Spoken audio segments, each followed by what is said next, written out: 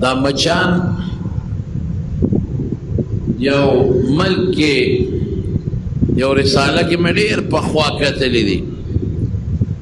چې یو ملک و په یورپ کې او هغې ډېرې زیاتې سپریګانې وکړه د مچانو دپاره چې مچ ختمو مچان ختم شو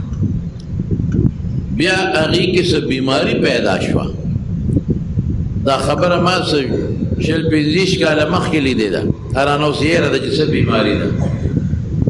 یو بیماری په هغه ملک کې پیدا شو چې د هغې علاج اړو چا سره ونه بیا د یورپ د نورو ملکونو نه خلک رالل چې د هغه بیمارۍ معلومات یې وکړل وی دا یو جراثیم دی او د هغې نه دا بیماري خوره شوې ده او د دې جراثیم علاج مچان دی مچان دا جراثیم خوري نو بیا د نورو ملکونو نه مچان راوستل په ګوتو کې او په سیزونو کې او په هغه ملک کې پرېښودل چې مچان خواره شو او بیماري ختمه شو اوس خلک وایي مچ کې څه پیدا ده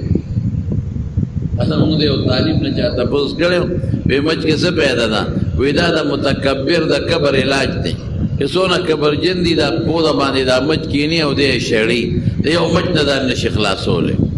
لیکن مچ چې خدای څونه فایده یې ښودې ده د دنیا جراثیم دي خدای پاک د هغې دپاره دا مچان پیدا کړي دی هغه خوري ختموي